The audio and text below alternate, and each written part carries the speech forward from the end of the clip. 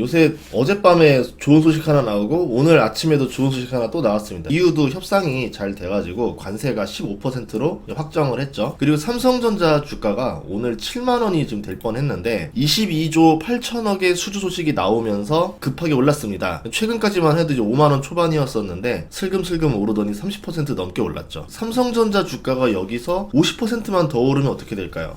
그러면 이제 10만원대거든요. 그렇게 되면 코스피 4천 돌파도 가능하죠. 코스피에서 삼성전자가 차지하는 비중이 상당히 큽니다. 삼성전자 뉴스가 있었는데 텍사스 파운드리 공장에서 22조 8천원씩 수주 계약을 체결했다 이렇게 나왔죠. 근데 어떤 기업인지 밝히질 않았어요. 글로벌 대형 기업이다 이렇게 표현을 했는데 다 알죠. 미국의 빅테크 기업이란 뜻이고 애플, 엔비디아, 테슬라 중에서 애플 거 줄 리는 없을 것 같으니까 엔비디아 아니면 테슬라인데 블룸버그에서 테슬라라고 기사를 올려가지고 소문이 나게 됐습니다. 그러다가 트위터에서 테슬라와 삼성의 거래 중요성을 이야기한 피드가 하나 있었는데 일론 머스크가 답을 올립니다. 네 라고 올려요. 그러니까 삼성전자는 시장 점유율 70%인 TSMC에 밀리고 있다. 이번 거래가 삼성 파운드리에 자랑할 수 있는 성과가 될 거다. 그러면 삼성전자는 적자를 멈출 수 있는 계기가 될 것이다. 테슬라에게는 큰 도박이다 라고 표현합니다. 그러니까 삼성전자가 적자라는 게 아니라 삼성전자 이제 파운드리가 적자인데 그거를 멈출 수 있게 될 거다. 그러면 삼성전자 입장에서는 메모리로 돈을 정말 잘 법니다. 그런데 이제 HBM이라는 것까지 가동이 되면 훨씬 더 잘 벌겠죠. SK 하이닉스처럼 올라갈 수 있을 거고 파운드리가 이제 가장 아픈 손가락이었는데 테슬라로 인해서 이제 여기가 흑자가 되고 더 많은 고객사들을 유치할 수 있는 파워가 되는 거죠. 우리 고객사가 테슬라야 그러면은 이제 들어올 거 아니에요. 그렇게 되면 이제 삼성전자 파운드리가 TSMC랑 경쟁을 해볼 수 있는 수준이 나오게 됩니다. 만약에 성공한다라 그러면은 이제 삼성전자는 쌍두마차를 가져가게 되는 거죠. 그러면은 그동안 눌렸던 주가가 다시 원위치로 돌아가야 되겠죠. SK 하이닉스가 21년 고점에서 얼마가 됐는지를 이제 보시면 알 것 같은데 그때 대비 50% 정도 더 올랐었거든요. 삼성전자 고점이 10만원이었었으니까 만약에 정말 이 쌍두마차가 제대로 가동된다 그러면은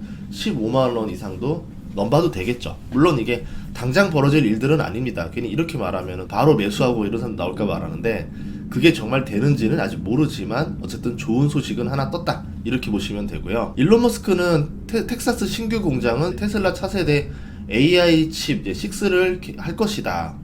이렇게 이제 글을 올렸어요. 삼성은 현재 AI4를 생산하고 있고 TSMC는 AI5를 대만에서 생산한 다음에 애리조나에서 생산할 예정이다 라는 겁니다. 이 얘기는 뭐냐면은 결국 차세대 칩들은 미국 내에서 생산을 해야 된다. 반도체 관세가 이제 2주 뒤에 발표되거든요. 그렇기 때문에 텍사스 공장에서 체결한 거라는 얘기는 마진율이 좋은 것들, 좀 비싼 것들이 되지 않겠나 이렇게 봅니다. 그래서 삼성의 계약이 차세대 AI6 칩일 가능성이 높고요. 이 파운드리에 대해서 설명드리자면은 미국의 반도체 설계회사들이 자신이 원하는 칩의 설계를 줍니다. 이거를 만들어 주세요 라고 해요. 원래 예전에는 미국에서 다 만들었는데 이제 칩을 설계하고 디자인하고 팔고 이런 거 하는 것만 해도 성공할까 말까인데 본인들이 생산까지 하자니 너무 힘든 거예요. 환경 규제도 있죠. 거기에 생산 공장 라인에 1년에 수십 조씩 투자를 해야 되는데 그렇게 자체적으로 가져가는 것보다는 이거를 잘하는 아시아한테 주는 겁니다. 아시아 입장에서는 미국만큼 또 뛰어난 인재들이 많이 있는데 그 인재들을 아시아 인건비로 돌릴 수가 있잖아요. 뭐 TSMC 말로는 월 100만원에 주 6일씩 일하는 인재들을 가지고 일을 한다 이렇게 표현할 정도로 아시아에서 했을 때 훨씬 더 마진율이 좋았었거든요. 그래서 파운드리가 대만이랑 한국 이렇게 태어나게 된 겁니다. 파운드리에서 고객사의 영업 비밀을 알게 되잖아요. 설계도를 봤으니까. 경쟁사로 새나가지 않아야 될 거고 1번 제조 기술이 까다로워요. 기술의 난이도만큼 반도체에 경쟁력이 생기고 기술 격차가 생기고 가격으로 벌어지기 때문에 이 고난이도 공정을 통해서 양산을 한 경험이 많아야 돼요. 까다로운 이 기술을 많이 여러 번 보여줘야지만 그것도 높은 수율로 보여줘야지만 고객사 입장에서는 원하는 날에 이 비싼 칩을 맞출 수 있겠구나 라고 하는 겁니다. 기간이 늦어져서 1년 정도 지연이 됐다? 그럼 경쟁사가 따라잡는 시간이 1년이 단축되는 거잖아요. 2년 정도의 기술 격차가 있었으면 2년 동안 비싸게 팔 수 있는데 1년 정도를 이제 막 날려먹게 되면은 그 1년밖에 못 팔아먹잖아요. 회사 입장에서 엄청난 손해가 납니다. 그런 점에서 이거는 가격이 중요한 게 아니라 믿을 수 있는 회사한테 맡기는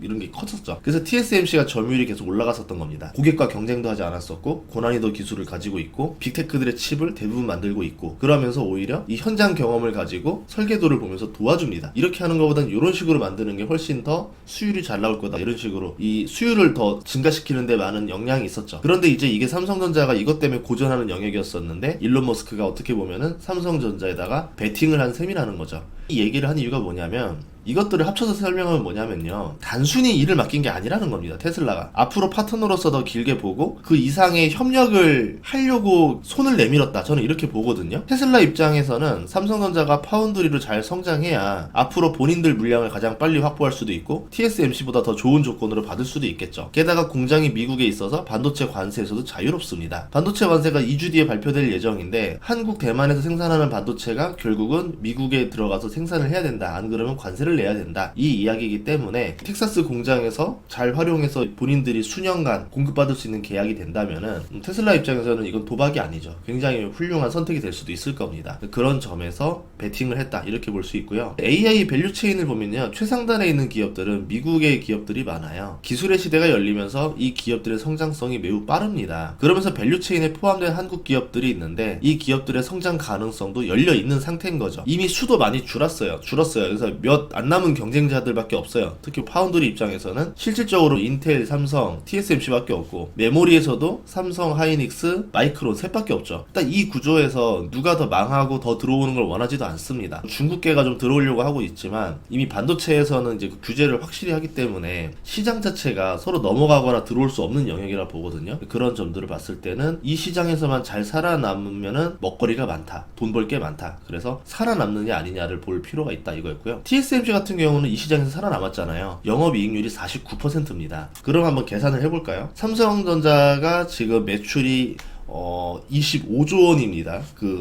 파운드리에서 영업이익은 알 수 없어요. 적자가 아니까 추정이 되고 있고, TSMC는 시장 점유율이 62%라 나오고 있고요. 매출은 135조 원, 영업이익이 62조 원입니다. 2024년 기준으로요. 그러면 삼성전자가 TSMC 사업의 3분의 1만 가져와도 매출 45조, 영업이익 20조를 가져오게 되는 거죠. 그러면 한번 이걸 붙여볼까요? 삼성전자 매출이 300조가 넘고 영업이익이 작년에 33조 원이 나왔어요. 여기에 20조 원 더해지고 메모리가 성장세니까 27년 영업이익을 45조로 보고 있습니다. 그럼 45조 더하기 20조 이제 하고 파운드리 이제 규모가 어느 정도 돌아가면서 적자가 흑자로 바뀐다, 2년 뒤쯤에. 그러면 매출은 400조가 넘고 영업이익이 70조가 넘는 기업이 됩니다. 영업이익률이 17%가 넘게 되죠. 2021년 삼성전자 영업이익률이 18%가 넘었어요. 그러면 그때 PER이 10 몇 배인가 그랬었는데, 그러면 주가는 이제 고퍼를 받을 수 있게 되는 거죠. 그럼 만약 순이익이 65조 원 정도의 PER 15배를 받는다, 이렇게 되면요, 삼성전자 시총이 지금 413조인데 이렇게 되면 1125조 원이 됩니다. 시총이 700조 원이 올라가요. 170% 주가가 올라가게 되는 겁니다. 이렇게 되면은 코스피 4000 돌파가 충분히 가능해지죠. 그러니까 오늘 또 호재가 나오기 전에 이미 삼성전자에 좋은 소식들이 있었어요.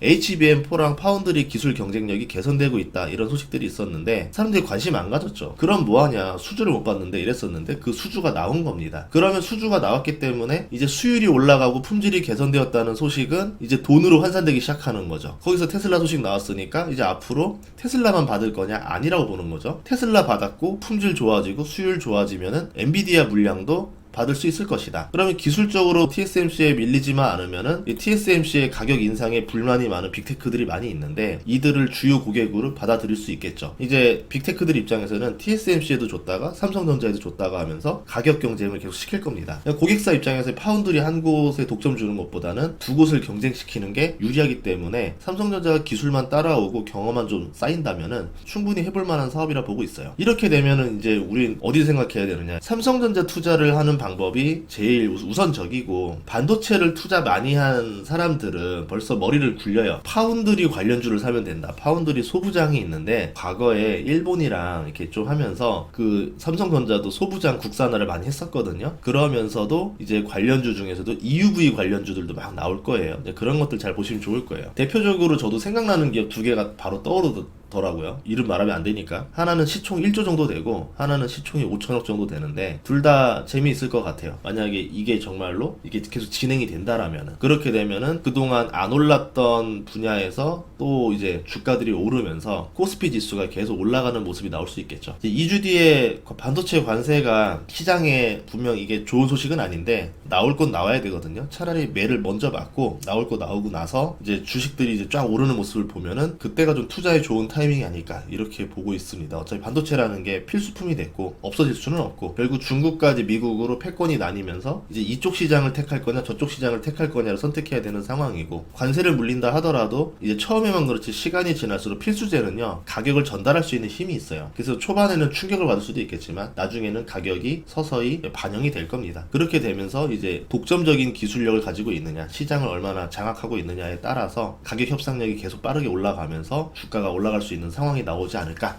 이렇게 시나리오를 그려봤습니다. 다음 시간에도 좋은 정보로 찾아뵙겠습니다. 구독과 좋아요 알림 설정 부탁드릴게요. 고맙습니다.